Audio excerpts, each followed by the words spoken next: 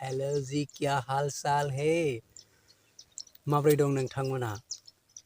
दिनै नोंथांमोनजों दान्दिसे सम दसे सम आं आंनि थांखियाव नांनायजों लोगोसे दिनै दसे टाइम बानाय मोनाखै दिनै नोंथांमोनजों दसे सम सावरायनो थाखाय आं दिनै ओरैनो जिरायनाय टाइमाव नोंथांमोनजों सावरायनो थाखाय आखायाव लाबाय आरोना माने आं दिनै आंबो सासे स्टुडेन्ट नालाय स्टुडेन्ट हिसाबै आं स्टुडेन्टफोरनि नोजोरखौ नोंथांमोननि सिगाङाव एसे फोरमायनो खोन्थानो आखायाव लादों मानोना जोंहा गासैबो फरायसुला फरायसुलिफोरानो गाव गावनि जिउआव थांखि थायो आरो गोबां जों गिदिर गिदिर सुबुंफोरखौ बुंनायबो खोनाखादों थांखि थानांगौ जुदि थांखिखौ लायाखैबा थाबैनो लादो आरो थांखिखौ लाथारनांगौ जिउआव थांखि थाथारनांगौ दिनै आं बे थांखिनि सायावनो आंनि जा एसे मोन्दांथि आं जा एसे बुजिना मोन्दों आं जा एसे बे थांखिनि फारसे आं एसे मिन्थिगौ बेखौ आं दिनै नोंथांमोननो खोन्थानो आखायाव लादों जानो हागौ नोंथांमोना फरायसुलाफ्राबो नायदों जानो हागौ नोंथांमोना सोरबा फोरोंगुरु सोरबा सासे गिदिर सुबुङाबो नायदों जानो हागौ गिबियावनो जुदि आंनि बुंनायफ्राव जुदि माबाफोर गोरोन्थिफोर जाग्रोयोबा आं नोंथांमोननिसिम निमाहा बिग्रोनायबो थाबाय बिदिब्ला आं बेखौनो बुंनो सानो जोंहा दाख्लैबो जानानै थांखांबाय जोंनि धेमाजि डिस्ट्रिक्टआव थानाय जोंहा गंबेसे कलेज दङ हाई सेकेन्डारि दङ जोङो ज' जानानै मोनसे फरायसाफोरनि सिनायथि फोरबो लादोंमोन बे सिनायथि फोरबोआव जोंहा माखासे गिदिर गिदिर सुबुंफोरा माखासे आफादनि सुबुंफोरा जोंनो गियान होदों जोंनो माखासे लामा देखायदों आरो थांखिनि सोमोन्दै फरायनाय लिरनाय बायदि मैया जोंनि दा थासारिनि हाल सालनि सोमोन्दै बिराद खोथा खोन्थादों आरोना दा बेहाय बिथांमोना माखासे गोदान गोदान फरायसा फरायसुलिफोरखौ माने सिनायथि फोरबोआव फैनानै बिसोरनि मा रोंगौथि मानि फारसे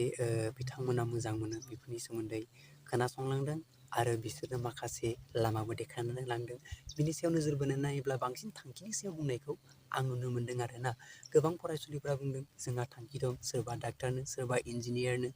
सोरबा फौजि जानायनो बायदि बायदि आरोना नाथाय बिथांमोना बे थांखिनि सायावल' नाथाय सोरबा सोरबा सानैसो स्टुडेन्टआ बुंदोंदि जोंहा जेबो थांखि गैया माने थांखिखौ लाथ'वाखै आरोना आरो सोरबा सोरबा बुंदोंदि जों थांखिखौ दानो खोन्थाया मानोना साक्सेस जाखांनायनि उनाव थांखियाव सहैखांनायनि उनावसो थांखिखौ खोन्थागोन बायदि मैया फरायसाफोरा गावसोरनि सिनायथिखौ होलांदों नाथाय बिथांमोना जायफोर हांख्राय जानानै लाबोनाय आलासिफोर जायफोर बुंथिगिरि बिथांमोन जायफोर जोंखौ थुलुंगा होगिरि बिथांमोना गोख्रैनो खावलायदों जायफोर थांखि लायाखै आरो जायफोर थांखि दंखायो बिथांमोना थांखिनि सायाव खामानि मावनो नाथाय आं दा सानैसो फरायसाफोरखौ नुबाय जायफोर दिनै बुंदों डाक्टार इन्जिनियार जानो जायफोर दिनै बुंदों आइएस जानो सोरबा IPS जागोननो सोरबा फोरोंगिरि जागोननो नाथाय बिथांमोना बे थांखिजोंनो लोगोसे आरोबाव बुंफालांबावदि ओरैनो सरासनस्रा थानानै माने ओरैनो सरासनस्रा थानाय समाव बिथांमोना जेबो खामानि मावै समाव आरोना ओरैनो जिरायनानै थानाय समाव बिथांमोना माखासे खामानि मावनो मोजां मोनो सोरबा गेलेनानै मोजां मोनोनो सोरबा फरायनानै मोजां मोनोनो सोरबा खन्थाइ लिरनानै मोजां मोनोनो सोरबा मेथाइ खननानै मोजां मोनोनो सोरबा मोसानानै मोजां मोनोनो सोरबा भिडिअ गेमिं बायदि बायदि होननानै बुंदों आरोना नाथाय आं नुनानै मोन्दों आरोना जायफोर थांखि गोनां स्टुडेन्टफोर बिसोर दिनै बै थांखिनि फारसे माने खामानिखौ आं मावनाय नुवाखै बांसिनै आं नुदों माने मा जायखौ होनदों बिसोरो मोजां मोननाय माखौ मावनानै मोजां मोनो बिथांमोना बे माखौ मावनानै मोजां मोनो बिनि फारसेसो बांसिन मावनायखौ आं नुदों थांखिखौथ' लादों बिसोर बिराद गिदिर गिदिर थांखिखौथ' बुंदों सोरबा IAS जानोनो IPS जानोनो नाथाय जायफोर बे IAS आरो IPS